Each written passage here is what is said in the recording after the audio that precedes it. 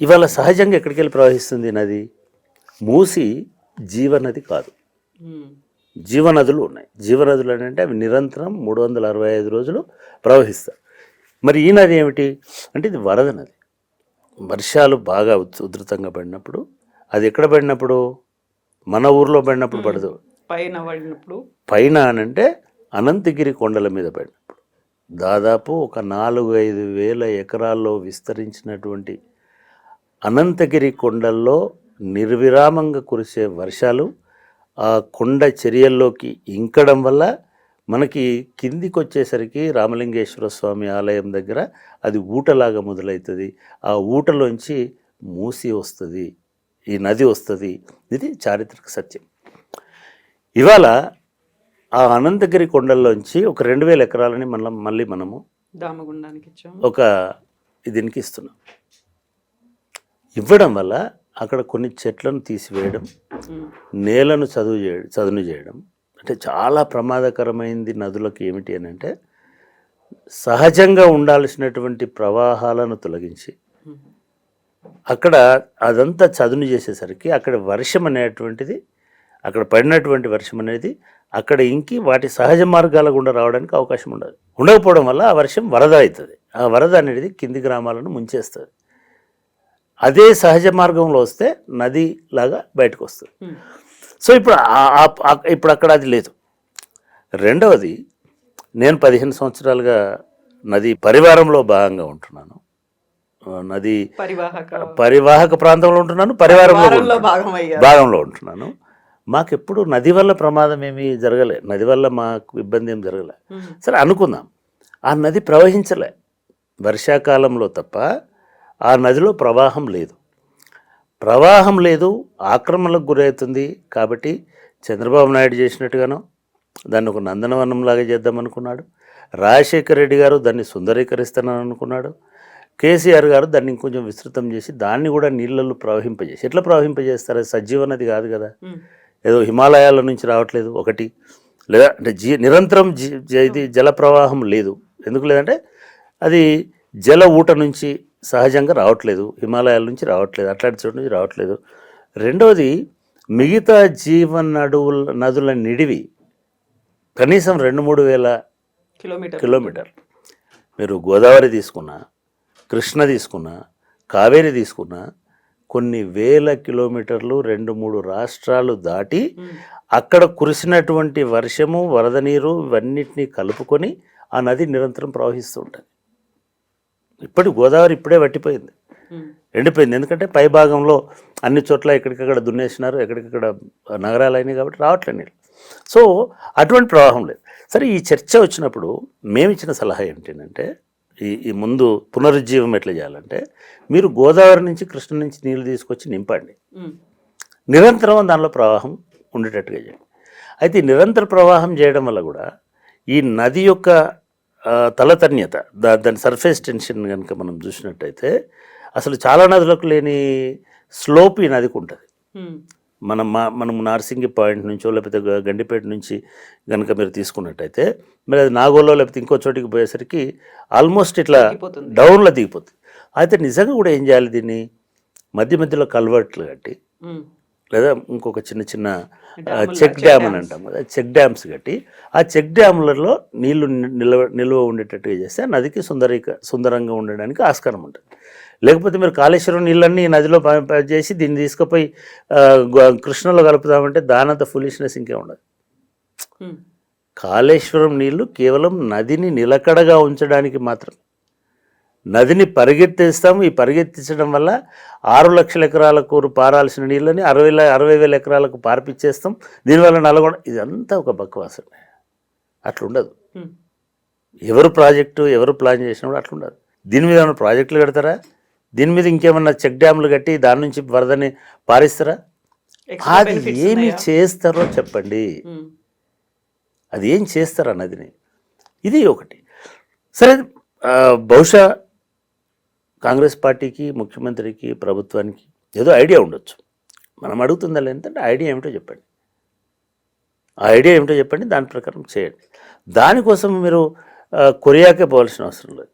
మీరు పోయించిన themes experience ఉంది, మీరు చూసినటువంటి సబర్మతి ఎక్స్పీరియన్స్ గాంధీ మహాత్ముడి సమాధి కూడా అక్కడ ఉంది, ఇక్కడ కూడా గాంధీ మహాత్ముడి సమాధి ఉంది. సబర్మతిలో ఎట్లాంటి రివర్ ఫ్రంట్ డెవలప్మెంట్ చేసినారో అదే రివర్ ఫ్రంట్ డెవలప్మెంట్ చేయండి. అయితే ఇప్పుడే మనకి వస్తున్నటువంటి ముఖ్యంగా ఈ మొత్తం వ్యవహారంలో పొంగులేటి శ్రీనివాసరెడ్డి గారు చాలా లీకులు ఇస్తున్నారు. ఆయన చెప్తున్న దాన్ని బట్టి, పత్రికల్లో వస్తున్న దాన్ని బట్టి అది ఎంతవరకు నిజమనేది మనం నిర్ధారణ చేయలేము. బట్టి ఈ నదీ తీరం వెంబడి, ఈ మూసీ తీరం వెంబడి వాళ్ళు కొన్ని మాల్స్ని, కొన్ని ఎంటర్టైన్మెంట్ జోన్స్ని, కొన్ని ఇంకోటిని, కొన్ని హోటల్స్ని, కొన్ని వీటిని తయారు చేసి పెడతామని అంటున్నారు. కమర్షియల్ యాక్టివిటీ అనేది ఉండబోతుంది. రెండవది, ఇక్కడ ఎందుకు ఉండాలి commercial activity? When it is not a live river, ఇది జీవనది, దానికి అది ప్రవహించినప్పుడు మీరు ఇప్పుడు ఇంకో సిటీ కడుతున్నారు కదా, 4th సిటీ, అక్కడ నది కూడా కట్టండి. ఇప్పుడు నదే కడుతున్నారు కదా ఇక్కడ. మీరు ఏమంటున్నారు? కేసీఆర్ అయినా లేదా రేవంత్ రెడ్డి గారైనా గండిపేటను నీళ్ళతో నింపి, గోదావరి నీళ్ళతో నింపి, అక్కడి నుంచి నీళ్ళు వదిలి దీన్ని ప్రవహింపజేస్తాం అంటున్నారు. నిరంతరం పారేలా చేసి రెండు ఇది చేసి ఎక్కడైనా ఫౌంటైన్లు పెడుతున్నారు కదా ఇప్పుడు, లేదా ఇంకోటి పెడుతున్నారు, అట్లా నది పెట్టండి కొత్త సిటీలో, తప్పేం లేదు. మీకు ఆహ్లాదం కోసమే. అయితే నేనేమంటానంటే ఈ నది ప్రజల ఆస్తి, ఇది మా ఆస్తి, మా అందరి ఆస్తి, మనందరి ఆస్తి. సో ఆ నది ప్రజల ఆస్తి అయినప్పుడు ప్రజలకు ఈ ఆస్తిని ఏం చేస్తారో చెప్పండి. దాని ప్రకారము ప్రజలను ఎట్లా భాగస్వాములు చేస్తారో చెప్పండి. లేదు అంటే ప్రజలకు ఏం పరిహారం ఇస్తారో చెప్పండి.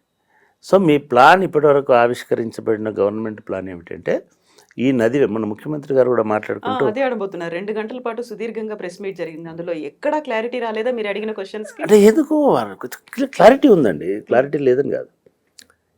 రివర్ ఫ్రంట్ డెవలప్మెంట్, దీన్ని రివర్ ఫ్రంట్ ఎకానమీకి కూడా తీసుకొస్తామని అంటున్నాను. నేను గతంలో కూడా చెప్పాను మీకు, యాంగ్జీ రివర్ ఉంది చైనాలో, లేదా అట్లా చాలా రివర్స్ ఉన్నాయి. ఈవెన్ థేమ్స్ కూడా ఉంది.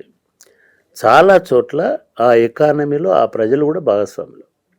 కానీ మనకి ఇప్పుడు ఆవిష్కృతం అవుతున్నటువంటి పద్ధతి ప్రకారం కొందరు పెట్టుబడిదారులను దానిలో భాగస్వాములను చేయాలి. కొందరు అది ఎవరైనా కావచ్చు, బడా పెట్టుబడిదారులను. ఒక మాట అన్నారు ముఖ్యమంత్రి గారు, మన హైకోర్టు ఉంది, హైకోర్టుని షిఫ్ట్ చేస్తున్నాం, అట్లాగే ఉస్మానియా జనరల్ హాస్పిటల్ ఉంది, దాన్ని కూడా షిఫ్ట్ చేస్తున్నాం స్టేడియంకి. సో ఈ స్థలం వెనుక ఒక 25 ఎకరాల స్థలం ఉంది. ఆ స్థలాన్ని మనం వాడుకుంటాం. దేనికి వాడుకుంటారు అంటే ఆ స్థలంలో ఒక టవర్ ఇస్తారు, లేదా ఆ స్థలంలో ఆ స్థలం ఎవరికి ఒక డెవలపర్కి ఇస్తారు. ప్రభుత్వం చేయది పనులన్నీ, చేసే ఆస్కారం లేదు, చేయాలని కూడా కోరుకోవట్లేదు. ఒక డెవలపర్కి ఇస్తారు. చలో 40-50 రేషియోను ఏదో ఒక పద్ధతిలో ఆయన డబ్బులు ఇవ్వడము, ఆ ప్రాంత అభివృద్ధికి, దాన్ని ప్రాంత అభివృద్ధి అంటే ప్రజల అభివృద్ధి కాదు, మళ్ళీ దాని ఫేస్ లిఫ్ట్ కోసం దాన్ని ఖర్చు పెట్టి ఏదో ఒక రూపంలో ఈ నది పొడవున, నేను నది పొడవున అంటే మళ్ళీ దిల్సుఖ్ నగర్ అవతల లేదా మనం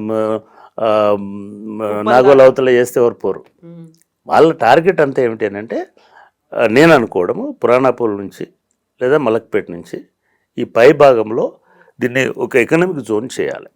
ఇది ఎట్లాంటి వాళ్ళకంటే కొరియాలాగా చిన్న దేశం అయ్యండి, చిన్న నది అయ్యండి, చిన్న నగరం అయ్యండి ఉన్న పరిస్థితుల్లో వాళ్ళకు వేరే చోటికి పోయి గుట్టల మీద స్థలాలు లేవు కాబట్టి అక్కడ నిర్మించుకోవడానికి వాళ్ళు వర్టికల్గా చాలా ఎత్తు 50 ఫ్లోర్లు, 1000 ఫ్లోర్లు, 100 ఫ్లోర్లు లెక్క అంత హైట్లో కట్టుకోవడానికి ఈ నది పొడుగున విస్తరించడానికి అవకాశం ఉంటుంది. మీకు హైదరాబాద్ చుట్టుపక్కల కొన్ని లక్షల ఎకరాలు, మీరే చెప్తున్నారు కొత్త సిటీలో 1000 ఎకరాలు సిద్ధంగా ఉంది. ఇంత శ్రమపడి ఇంత ఖర్చు పెట్టి దీన్ని సుందరీకరించేయాల్సినటువంటి అవసరం, లేదా దీన్ని ఇంకోటి చేయాల్సిన అవసరం, దీన్ని పునరుజ్జీవం చేయండి. దానంతట అది భారతది. దానిలో ఎవరన్నా పొరపాటున చేపలు పట్టుకునే వాళ్ళు ఉంటారు, ఇంకోటి ఉంటే ఇంకోళ్ళు చేసుకుంటారు, పడవలు నడుపుకుంటారు. ఒకవేళ మీరు నిజంగానే పునరుజ్జీవం కల్పించే, ఇలా పడవలు నడిపే నది కాదు ఇది, అన్లెస్ మీరు కల్వర్ట్స్ కట్టి లేదా చెక్ డ్యాములు కడితే తప్ప దీనిలో నిలకడగా నీరు ఉండేటువంటి అవకాశం లేదు. నిలకడగా నీరు ఉండకపోతే పడవలు నడవు, నిలకడగా నీళ్ళు ఉండకపోతే మిగతా యాక్టివిటీ ఉండదు. సో ఈ నిలకడగా నీళ్ళు ఉండేటువంటి కల్వర్ట్స్ కట్టి దాని మీద మీరు బ్రిడ్జ్లు అన్నారు కదా, ఆ బ్రిడ్జ్లు వేసి లేదా దాని పక్క నుంచి రోడ్ ఫైన్, ఇది ప్రజలకు ఉపయోగపడుతుంది, ఆ రవాణా ప్రజలకు ఉపయోగపడుతుంది. నాగోల్ నుంచి వచ్చేవాడికి హైటెక్ సిటీ పోవాలని అంటే రోజు 2-2.5 గంటలు ప్రయాణం చేయాల్సి వస్తుంది. దిల్సుఖ్ నగర్ నుంచి లేదా కూకట్పల్లి పోవాలనుకుంటే గంటన్నర సేపు పోవాల్సి వస్తుంది, 2 గంటలు పోవాల్సి వస్తుంది. ఇవన్నీ తప్పి ఒక రవాణాకు సుగమమైనటువంటి మార్గం ఏర్పడడానికి ఆస్కారం ఉంటుంది. ఇది ఒక పీపుల్ ఓరియంటెడ్ మోడల్. ఇట్లా చేయము, అక్కడ ఉన్న ప్రజలందరినీ దూరం తీసుకెళ్తాము, ఔటర్ రింగ్ రోడ్ అవతల పెడతారట. బెస్ట్ అసెంబ్లీ ఉన్న సెక్రటేరియట్ ఔటర్ రింగ్ రోడ్ అవతల పెట్టుకుంటే ఇంకా సంతోషం. ఆ ల్యాండ్ను కూడా మనం ఎవరికైనా ఇవ్వచ్చు, ఎందుకంటే దాని అక్కడ ఉండి ఉపయోగం లేదు. మీరు సంవత్సరంలో 15 రోజులు 20 రోజుల్లో మీటింగ్ అయ్యేదానికి నగరంలో ఎందుకు అందరికీ కార్లు ఉన్నాయి, అందరికీ మిగతా ఉన్నాయి, ప్లస్ ప్రజలకు కూడా ఔటర్ రింగ్ రోడ్ అంటే అందరిని కనెక్ట్ చేస్తుంటుంది. సో గవర్నమెంట్ మొత్తాన్ని ఔటర్ రింగ్ రోడ్కి షిఫ్ట్ చేసి ఇది ప్రజలకు వదిలేస్తే సంతోషం కదా. అంటే ఇటువంటి ఆలోచనలు కొంత ప్రజల్లో ఈ అయోమయాన్ని సృష్టించడానికి కారణం అవుతున్నాయి. దీంట్లో రెండోది నోటిఫై చేయకపోవడం వల్ల ఈ కోర్ రివర్ ఏంటిది, రివర్ బెడ్ ఏంటిది, బఫర్ ఏంటిది, ఆ లిమిట్స్ని మీరు ముందు మార్క్ చేయండి. మార్క్ చేసి మీ వెబ్సైట్లో పెట్టండి. దానికి రేషనల్ ఏంటిది. ఇప్పుడు ఎట్లుంటుందంటే ఆ నది పరివాహక ప్రాంతం అని మనం అంటున్నాం, కానీ ఆ నదిలో పడ్డ వర్షము ఎంత దూరం వస్తే ఇంత దూరం వస్తుంది, లెక్కలు ఉంటాయి దానికి. ఏదో ఒకటి మీరు ఒక బ్లూ ప్రింట్ ఇవ్వండి, ఒక మ్యాప్ ఇవ్వండి. డిపిఆర్ అక్కర్లేదు దానికి. డిపిఆర్ అనేది ఏంటిదంటే రేవంత్ రెడ్డి గారు చాలా క్లియర్గా చెప్పారు. ఇప్పుడు నది లెక్కలు ఇవ్వడం అనేది కొత్తగా ఇవ్వక్కర్లేదు. 1920లో ఆ ప్రాజెక్ట్ ఇదైపోయి ఇది చేసినప్పుడు నది లెక్కలు ఉన్నాయి, డిమార్కేషన్ ఉంది. దాని ప్రకారం ఇప్పుడు 30 మీటర్స్ అనేది బీఆర్ఎస్ గవర్నమెంట్ వచ్చిన, అంతకుముందు 20 మీటర్స్ ఉన్నది, 15 మీటర్స్ ఉన్నదని మళ్ళీ బీఆర్ఎస్ వచ్చిన తర్వాత 30 మీటర్స్ చేసినారు. ఫైన్, మార్క్ చేయండి. ఈ ఎర్రగీత ఇది నది మేము వాడదాం, ఇది బఫర్ కింద, మిగతాది మీ ఇష్టం.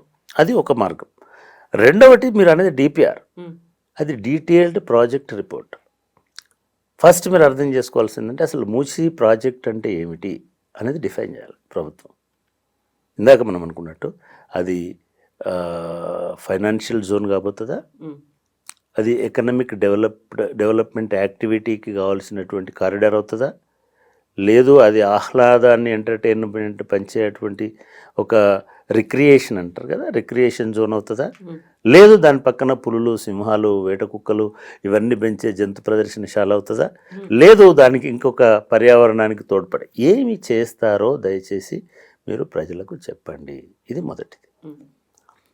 ఇది చెప్పాలంటే detailed project report of that entire project, ఆ మొత్తం ప్రణాళికకు సంబంధించి ఒక సమగ్ర చిత్రణ జరగాల్సిన అవసరం ఉంది. 18 months పడుతుందన్నారు. ఎగ్జాక్ట్లీ. అంటే సమయం పడుతుంది, దానిలో తప్పేం కాదు. అంటే ఈ 55 కిలోమీటర్ల పొడవున నది మొత్తం సర్వే చేయడం, ఆ నది పరివాహక ప్రాంతంలో ఈ 55 కిలోమీటర్లలో ఎక్కడ ఎంత హైట్ ఉంది, ఎంత డౌన్ ఉంది, ఎంత ఇది ఉంది, అంటే ఆ నైసర్గిక స్వరూపం, నది నైసర్గిక స్వరూపాన్ని అంచనా వేయడం, ఇవన్నీ ఉన్నాయి. బట్ వీళ్ళు కొత్తగా చేస్తున్నారు. ఈ డెవలప్మెంట్ అనేది 55 కిలోమీటర్లైనా, దీనికంటే ముందు దీని తర్వాత ఏం చేస్తారు? నిజంగా కూడా కంటిన్యూ అవుతుందా? ప్రపంచంలో ఏ నదిని కూడా దానికి ఒక సోషియో ఎకనామిక్ పర్పస్ లేకుండా ఆ నదిని ఎవరు ముట్టుకోలేదు ఇప్పటివరకు. అంటే అది వేదాల నుంచి ఇప్పటివరకు చూసినా కూడా నిజానికి నదిని ఒక ఆర్థిక వనరులాగా మార్చడం అనేది భారతదేశానికి స్వాతంత్రం వచ్చిన తర్వాత అటువంటి అవకాశం వచ్చింది డాక్టర్ బిఆర్ అంబేద్కర్ గారికి. ఆయన వైస్రాయ్ కౌన్సిల్ అంటే like your council of minister, అంటే బ్రిటిష్ వైస్రాయ్ గవర్నమెంట్లో, ఇండియన్ గవర్నమెంట్లో ఒక మినిస్టర్గా ఉన్నాడు. ఆ మినిస్టర్ కింద ఒక 8 డిఫరెంట్ శాఖలు వచ్చేటి. ఈ మనం చాలాసార్లు చూసాము ఈ బీహార్ దుఃఖదాయని, అంటే బెంగాల్ దుఃఖదాయని, ఇట్లా అంటే ఒక చాలామందిని ప్రతి సీజన్లో కొన్ని వేల మందిని కొట్టుకుపోయేటట్టుగా వరదలు వచ్చేటువంటి మూసేసేటువంటి నదులని 3-4 నదులు ఉన్నాయి. ఆ నదులలో అది బాక్రానంగల్ ఉండొచ్చు, హీరాకుడ ఉండొచ్చు, లేకపోతే మిగతా ఇది ఉండొచ్చు, వీటిలలో ప్రాజెక్టులు నిర్మించాలి. అప్పటికి ఇండియాలో టెక్నాలజీ లేదు. అట్లాంటి ప్రాజెక్టులు నిర్మించడం వల్ల ఆ వరదను అడ్డుకట్ట వేయాలి. ఆ వరదను అడ్డుకట్టనేసి ప్రజలను రక్షించవచ్చు అనేది మొదటి ఆలోచన. ఈ వరదను అడ్డుకట్టనేసి అదే జలాలతోటి వ్యవసాయ రంగాన్ని అభివృద్ధి చేయొచ్చు అనేది వచ్చింది. అదే వరదతోటి ఆ నీళ్లు డిస్ట్రిబ్యూట్ చేయడానికి సెంట్రల్ వాటర్ కమిషన్ అనేది కూడా అంబేద్కర్ గారే దాన్ని ఆవిష్కరించారు, దాన్ని ప్రతిపాదించారు. సో ఈ నీళ్ళని ఎట్లా పంచుకోవాలి, నీళ్లకు కాలువలు తవ్వాలి, ఆ కాలువలు అటు బీహార్కి, బెంగాల్కి, ఒరిస్సాకి లేదా Distribution మిగతా ఎలా వాటికి డిస్ట్రిబ్యూషన్ అవుతుంది, డిస్ట్రిబ్యూషన్ పంపిణీ వ్యవస్థ వస్తుంది. దీంట్లో ఈ నీళ్లు నిల్వ ఉంటాయి కాబట్టి, లేదా ఈ కాలువల ద్వారా మనం రవాణా వ్యవస్థను తీసుకుపోవచ్చు అనేది మూడవది. దాంతోపాటు ఆ నీళ్ళ నిల్వ ఉంచుతున్నాం కాబట్టి ఆ నీళ్లు నది పొడవు డౌన్ స్ట్రీమ్ ఎక్కువగా ఉంటుంది కాబట్టి ఆ స్ట్రీమ్ దగ్గర జల విద్యుత్తు తీసుకురావచ్చు అని.